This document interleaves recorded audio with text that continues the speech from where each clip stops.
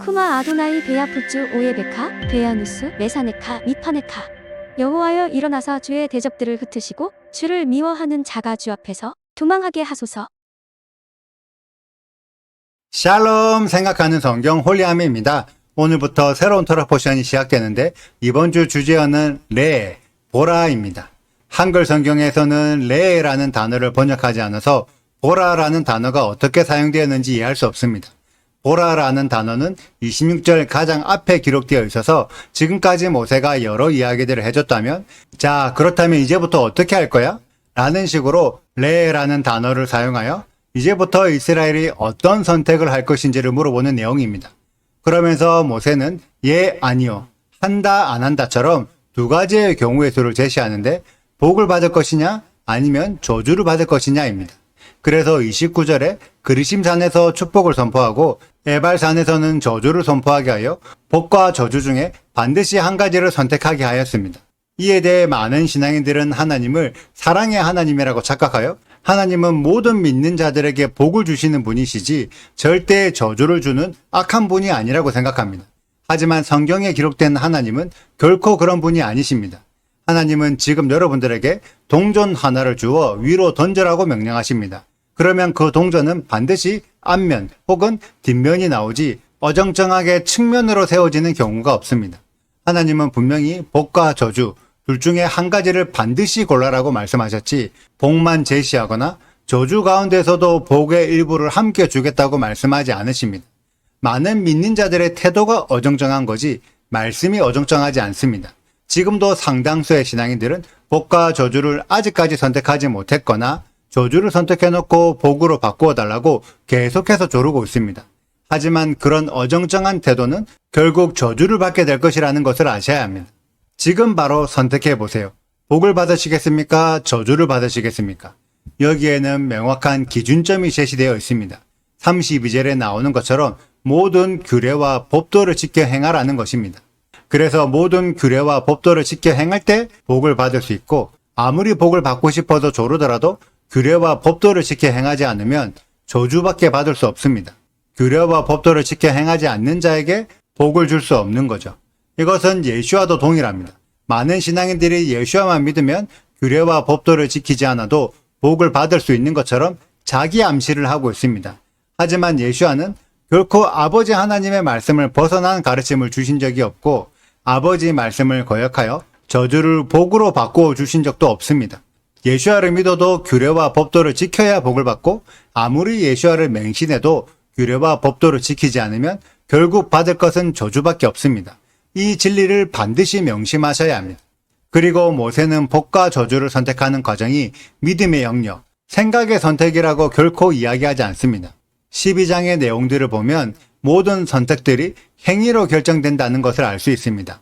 그래서 8절을 보면 지금까지는 각기 소견대로 했지만 가나안 땅에서는 절대 그렇게 하지 말라고 충고합니다. 이때 소견이란 눈에 보이는 대로 판단하는 개인의 생각을 의미합니다. 그래서 지금까지는 이스라엘이 자기가 맞다고 생각하는 대로 각각 행동했어도 모세라는 인도자가 있어서 잘못된 선택을 하더라도 하나님의 징계를 유보해달라고 중재해 주었습니다. 하지만 가나안 땅에서는 더 이상 중재가 적용되지 않고 이스라엘이 각자가 행한 행위대로 보응을 받게 됩니다. 그래서 복의 행동을 했을 때만 복이 주어지고 저주의 행동을 하거나 복의 행동을 하지 않았을 경우에도 저주가 주어집니다. 그렇기 때문에 모세는 제발 가나안 땅에서는 복받을 행동을 하라고 요구하고 있습니다. 지금의 교회는 어떠한가요? 정말 복받을 행동을 하고 있나요? 아니면 복을 받고 싶다는 생각만 하고 실제 행동은 저주의 행동을 하고 있나요? 복받을 행동은 선행이 아닙니다. 선행과 율법은 분명히 다릅니다. 선행으로 복을 받을 수 있다면 불교도 복을 받고 이슬람도 복을 받고 힌두교도 복을 받을 수 있습니다. 수많은 불신자들도 복을 받겠죠. 하지만 하나님이 주실 복은 그러한 재물에 한정된 복이 아닙니다. 하나님의 진짜 복은 9절에 나오는 안식과 기업, 즉 평안을 누릴 수 있는 약속의 땅입니다. 그래서 당장에는 이 땅에서의 평안을 누리는 가나안 땅의 나라지만 나중에서는 영원한 평안을 누리는 하나님의 나라를 말합니다. 과연 불교와 이슬람과 힌두교가 선행을 한다고 해서 그들이 하나님의 나라를 복을 받을 수 있을까요? 여러분들이 진짜 사모해야 하는 복은 영원한 평안을 누릴 수 있는 새 예루살렘입니다. 하나님은 이처럼 새 예루살렘을 신명기 때부터 혹은 그 이전의 에덴 동산 때부터 말씀하신 거예요.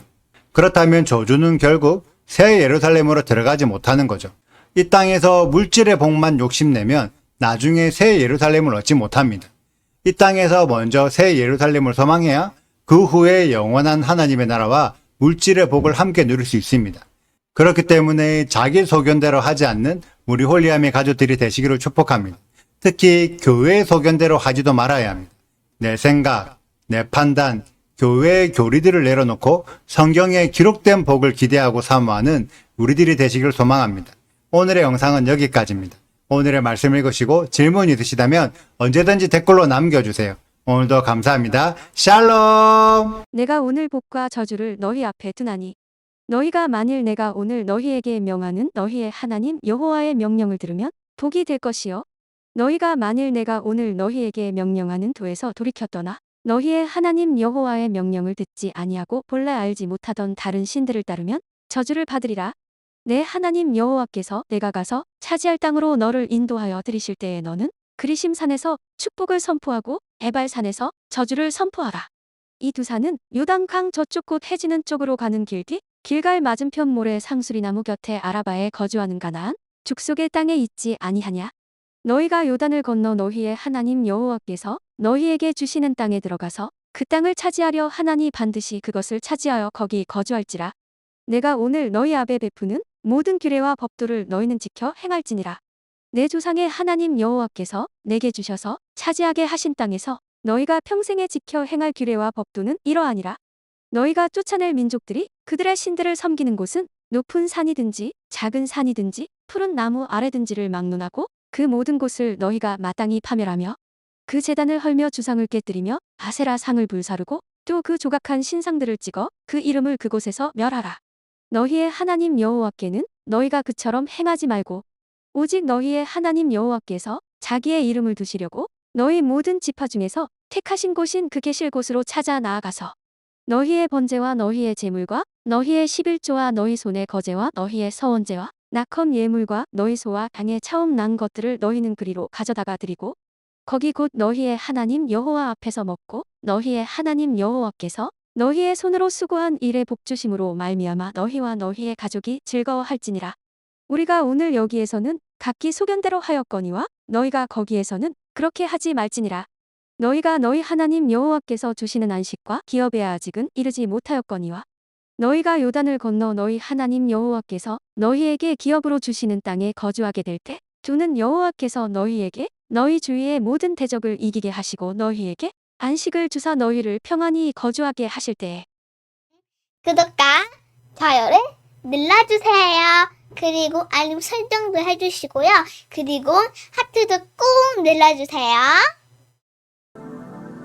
슈바 아도나이 리베보트 알레페 이스라엘 여호와여 이스라엘 천만인에게로 돌아오소서.